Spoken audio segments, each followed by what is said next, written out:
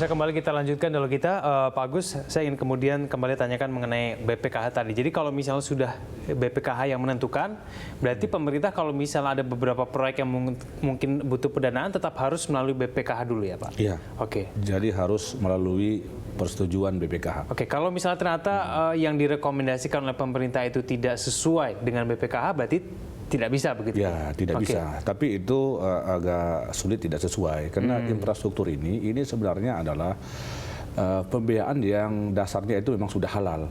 Karena tidak ada jalan tol yang haram, ya kan, dan tidak ada bandara yang haram. Jadi persoalannya hanya soal skema saja nanti. Apakah penyalurannya itu langsung atau tidak langsung, atau diinvestasikan ke sukuk untuk infrastruktur. Atau bisa juga tidak langsung, jadi diinvestasikan ke bank syariah menggunakan dana itu untuk pembangunan infrastruktur, bisa juga. Nah, jadi selama ini juga bank-bank syariah ini selalu melakukan sindikasi pembiayaan untuk pembangunan infrastruktur, untuk pembangunan jalan tol, untuk pelabuhan misalnya, mereka melakukan sindikasi. Nah, jadi mereka kan butuh dana, dan bisa digunakan dana haji. Tadi sudah disebut situ. Yang penting adalah diperhatikan likuiditas. Jangan misalnya dana haji 95 triliun diinvestasikan misalnya 92 triliun. Nah, itu berisiko itu.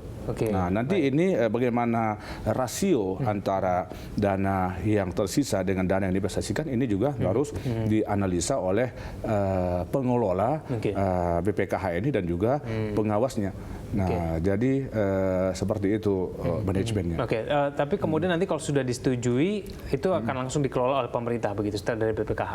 Angkanya ya, kemana kalau lagi, sudah disetujui, ya maka dana itu dikucurkan kepada pembangunan infrastruktur. Nah, bisa secara langsung juga bisa melalui penerbitan sukuk lagi, kemudian sukuk digunakan untuk pembiayaan infrastruktur. Nah, kemudian di sini memang perlu kita jelaskan. Di sini sebenarnya banyak bisa alternatif akad yang digunakan. Nanti kita minta fatwa kepada Dewan Syariah Nasional untuk pertama memutuskan tentang hukum investasi dana haji untuk pembiayaan infrastruktur. Itu nomor satu. Nah, yang kedua adalah tentang skema akadnya secara syariah. Ini banyak masyarakat yang bertanya sebenarnya, itu akadnya itu apakah wakalah dan itu adalah milik milik masyarakat atau akadnya itu titipan saja, ya, dan ada bagasinya, berarti ada mudharabah. Jadi ini banyak masyarakat yang bertanya. Padahal ini sudah jelas. Kalau biaya haji, biaya ongkos untuk melaksanakan ibadah haji, itu pastilah ijaroh. Ijaroh itu adalah transaksi bisnis jasa. Jadi misalnya seorang pengacara diberi upah, itu juga ijaroh. Ya, kemudian seluruh skill-skill yang digunakan oleh orang itu juga adalah termasuk kepada ijaroh. Jadi yang ijaroh di sini adalah bukan sewa menyewa, tapi adalah bai'ul manfaah namanya. Manfaah itu adalah jual beli manfaat. Manfaat apa? Manfaat pelayanan haji, hotelnya, pesawatnya, makanannya, dan semuanya. Nah, tapi ijaroh ini dibayarkan lebih awal, duluan, ya, ijaroh dibayar di muka. Itu bahasa Arabnya adalah ijaroh mausupah, al-ijaroh al-mausupah bil-dhimmah. Ya, jadi ijaroh yang disifati atau yang karakternya itu manfaat itu diberikan belakangan. Artinya dia membayar haji sekarang, dia baru bisa menikmati haji itu 10 tahun depan atau 20 tahun depan. Jadi ada yang tertunda di situ. Nah, tertunda itu adalah salah satu daripada ciri zimmah itu. Nah, jadi kemungkinan nanti skema akadnya ini adalah ijaroh mausupah al-mausupah bil-dhimmah, yaitu ongkos haji ini duluan dibayarkan, hajinya belakangan dia laksanakan. Itulah ijarah bil-dhimmah. Nah, jadi biasa terjadi dalam masyarakat di mana uang duluan kita bayarkan, baru manfaatnya kita nikmati. Nantinya begitu ya? Nantinya. Jadi uang itu bisa diinvestasikannya ke mana saja. Jadi itu adalah uang masyarakat yang dia bayarkan kepada pihak pengelola haji, yaitu Ditjen Ibadah Haji. Nah, nanti dari Kementerian Agama, Dirjen Ibadah Pengelolaan Haji di Kementerian Keuangan, di Kementerian Agama ini bisa juga menggunakannya untuk misalnya didepositokannya di bank syariah juga bisa seperti itu. Bagus, nanti bentuk pertanggungjawaban dari penggunaan dana infrastruktur ini kepada umat itu nanti akan seperti apa kira-kira? Nah, di sini dibutuhkan transparansi dari pemerintah tentang pengelolaan dana haji, terutama imbal hasil yang diperoleh oleh pemerintah melalui BPKH tentang dana haji itu. Misalnya dalam setahun uang yang 80 triliun atau 90 triliun itu berapa imbal hasilnya setahun. Kemudian itu kemana digunakan? Apakah untuk DAU, dana abadi umat, atau untuk mensubsidi biaya haji berikutnya sehingga dia bisa menjadi murah. Dan mungkin juga nanti kalau dana tersisa dan cukup, bisa saja kita membangun infrastruktur di Makkah seperti itu, yaitu penginapan atau hotel, sehingga itu bisa semakin memurahkan biaya haji berikutnya. Tapi yang betul-betul harus transparan dan kemudian betul-betul harus terbuka begitu kepada umat. Harus transparan, dan ini kan diaudit oleh akuntan publik dari eksternal. Nah, kalau perlu seperti lembaga perbankan itu dimuat di berita koran. Biasanya satu halaman atau dua halaman koran memuat tentang laporan keuangan ibadah haji.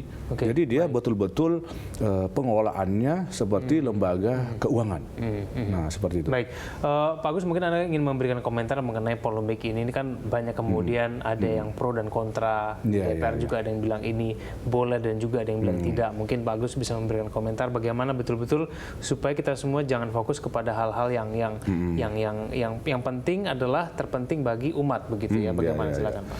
Ya, ini perlu kita fahami dengan baik. Fikih muamalah juga harus kita dalami dengan mendalam supaya kita jangan salah faham tentang pemanfaatan atau penginvestasian dana-dana haji ini, sehingga menganggap negatif kalau dana haji itu digunakan untuk pembiayaan infrastruktur.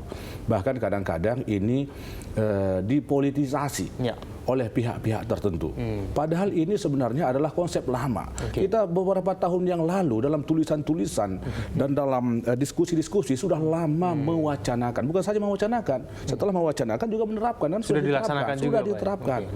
Nah, tapi dana ini sekarang berlebih dan ini tidak boleh menganggur. Nah, maka pemerintah juga butuh dana, kita juga butuh saluran investasi. Jadi bertemu dua kebutuhan sehingga ini sangat menguntungkan bagi dua pihak. Dan tentunya pembangunan infrastruktur ini pasti membawa kemaslahatan secara universal bagi bangsa dan bagi semua jamaah haji. Jamaah haji dapat imbalan nanti bisa semakin murah, kemudian infrastruktur juga jalan, pertumbuhan ekonomi bisa terdorong dengan adanya infrastruktur. Untuk jangka panjang juga ini manfaatnya juga cukup besar. Jadi manfaatnya cukup besar. Jadi sehingga sebenarnya kita tidak perlu khawatir lah. Karena sesuai syariah, dan syariah tidak melarangnya karena ini membawa kemaslahatan.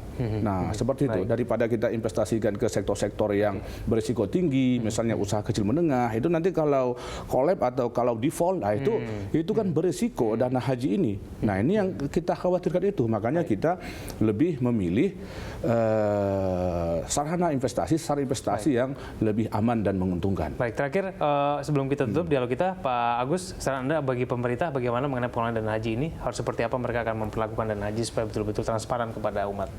Ya, harapan kita kepada pemerintah, ya pertama supaya transparan di dalam pengelolaan seluruh dana haji, terutama imbalannya dan kemana saja dana itu digunakan. Dan ini harus dimuat di publik, di berita surat kabar misalnya, sehingga masyarakat tidak merasa khawatir dan curiga.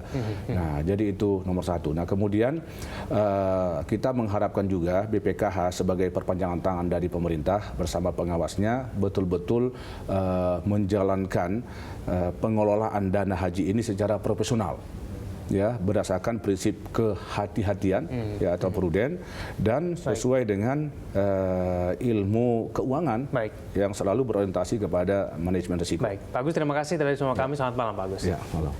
Dan sampai di sini kebersamaan kita dalam Mata Ekonomi. Anda bisa mengirimkan informasi dan saran ke email kami di redaksi @berita1.tv atau follow kami via Twitter, Facebook, YouTube, dan juga Instagram. Saya Kevin Negan, mewakili rekan Eliza Hasan undur diri. Terima kasih, sampai jumpa.